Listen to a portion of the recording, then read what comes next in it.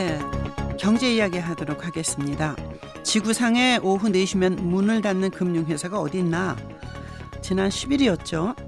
최경환 경제부총리가 페루 리마에서 열린 국제통화기금 세계은행 연차총회에서 한 말인데, 이 말 때문에 금융개혁의 핵심이 흐려진 부분이 있다 하는 지적도 있습니다. 자, 이 문제를 어떻게 하면 은행 경쟁력 확보를 위해서 노력해야 되는가? 금융개혁 문제와 함께 알아보겠습니다. 순천향대학교 IT금융학과의 김헌수 교수입니다. 안녕하십니까? 예, 안녕하십니까. 김헌수입니다. 네, 김 교수님. 정부의 4대 개혁 가운데 금융개혁이 들어있는데 현재 금융개혁의 방향, 핵심은 어떤 겁니까? 지금 역시 금융개혁의 방향 핵심은 규제 완화라고 볼 수 있겠습니다. 네. 그 외에 관치금융을 해소한다든지 지배구조를 개선한다든지 네. 지금 최경환 장관께서 얘기한 오후 4시에 마감하는 게 어딨냐 하는 얘기는 아마 서비스를 좀 더 수요자 지향해서 해야 되는 것이 아니냐, 이런 것으로 저는 판단하고 있습니다. 예.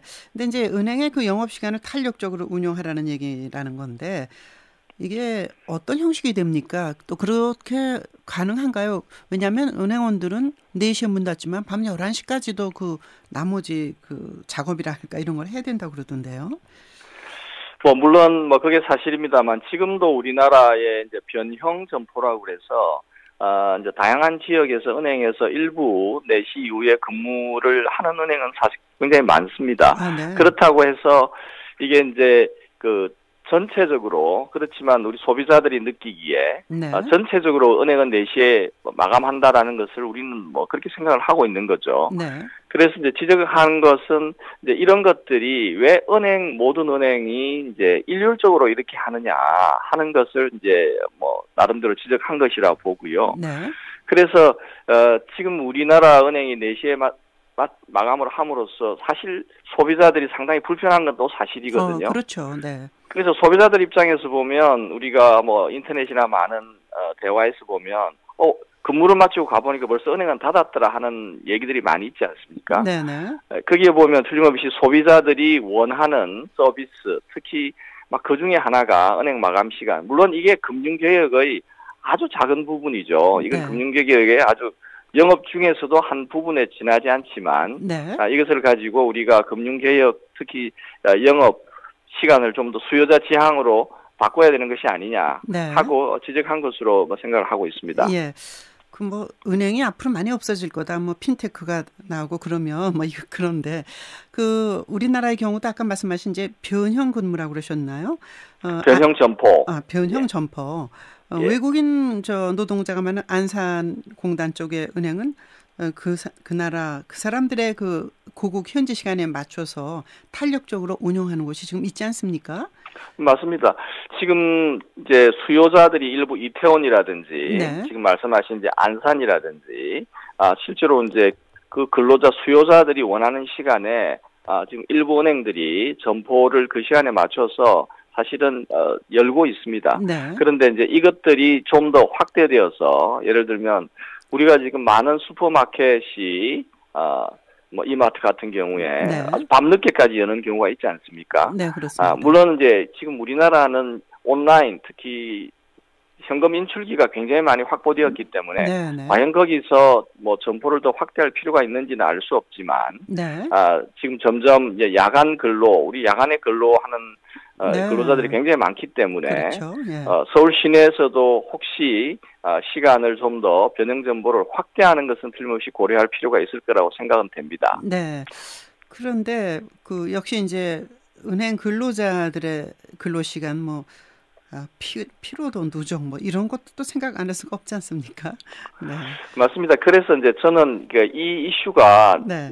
금융 개혁이 굉장히 큰 이슈고 우리가 해야 되는 일들이 지금 모든 정부에서 금융 개혁을 하겠다고 했지만 하지 못하는 이슈가 네. 이게 사실은 지금 노사 또는 노사 문제 이런 근로 문제로 지금 약간 이렇게 비춰지고 있기 때문에 이건 좀 적절하지는 않은데요. 네. 하지만 만일에 변형 근로를 확대한다면 또는 네. 어떤 은행에서 근무를 4시가 아니고 만일에 6시나 7시 8시로 한다면 네. 이에 관련되어서 소비자들의 편의를 제고한 것은 분명하지만 네. 근로자들의 노동 시간이 길어졌기 때문에 그에 대한 임금 보상, 초과 수당, 뭐 휴일 수당은 또 당연히 지급이 되어야 되는 것이죠. 그렇죠.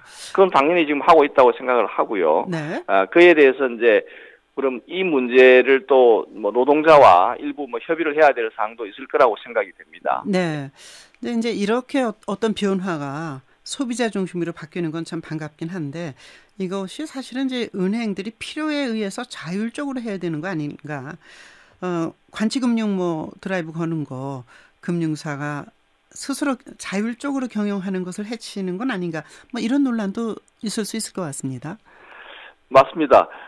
뭐 그 지적은 맞는 지적 같고요. 네. 그러면 그렇다고 해서 그러면 이 내시 또는 이런 붕어빵 서비스라고 우리 얘기하는 붕어빵 금융 서비스를 지속적으로 하는 것이 바람직하냐? 네. 꼭 그렇지는 않는 것 같습니다. 예. 그런 의미에서 이런 붕어빵과 똑같은 동일한 은행 마감 시간 또는 동일한 뭐 은행 서비스 상품 이런 것들이 네. 개혁돼야 될 필요성은 있다 하는 뭐 그런 지적이라고 우리 생각하는 것이 맞는 것 같고요. 예.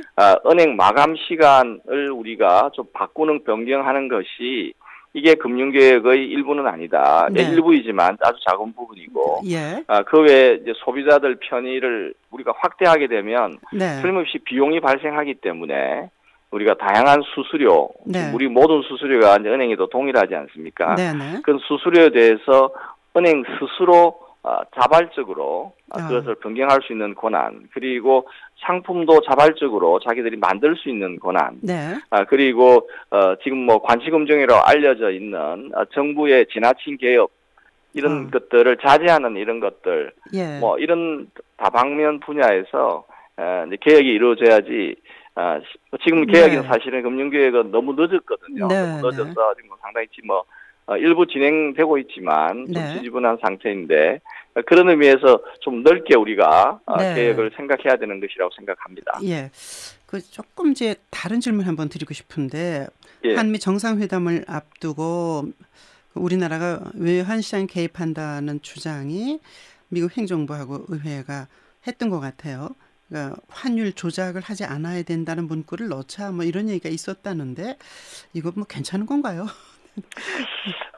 지금 뭐 어떤 나라에서나 네. 환율에 대한 뭐 소위 말하는 명시적인 방어는 아니지만 네. 나름대로 방어에 대한 노력은 있어야 된다고 생각을 합니다. 그건 네. 뭐 미국도 마찬가지고요. 네네. 일본도 유럽도 마찬가지고요. 단지 이제 그런 것들이 다른 나라에 사실은 눈에 띄는 어떤 피해가 된다든지 네. 또는 어떤 국제의 어떤 글로벌 스탠다드에 어긋난다든지 막 그런 것들에 대한 주의는 필요할 것이라고 생각됩니다. 네. 그렇지만 환율은 어느 적정 수준으로 방어를 해야죠. 네. 물론 이 방어라는 것이 어떤 네. 행동이나 이런 것이라기보다 네. 시장의 전반적인 사인이나 이런 것으로 자연스럽게 진행되도록 해야 될 것으로 생각합니다. 네. 미국의 이제 금리 인상이 그 예정된 상황에서 장기적으로 달러화는 강세를 볼 수밖에 없다고 그러는데 우리도 뭐 여러 가지 얘기를 해야 될 것 같아요. 금융산업이 참 어렵기도 하지만 말하자면 대동맥 같은 거죠. 핏줄 같은 거죠, 교수님. 그렇습니다. 지금 이제 눈에 보이는 금융산업의 우리나라의 국제 경쟁력이 네. 많은 언론 보도에 나갔지만 네. 사실은 굉장히 취약한 편입니다. 뭐 이런 취약하다는 것이 이제 우리가 소비자들이 보기에 우리나라에서 활용하는 금융 서비스는 다른 나라에 여행을 해보시면 네. 세계 어느 나라보다 우리나라가 편리합니다. 알겠습니다. 그렇죠? 현금 네. 인출기가 뭐 전 우리 네. 뭐 편리한 국가 곳곳에 있지 가운데 않습니까? 개혁할 부분이 많다는 말씀이죠. 순천향대학교 IT금융학 김원수 교수였습니다.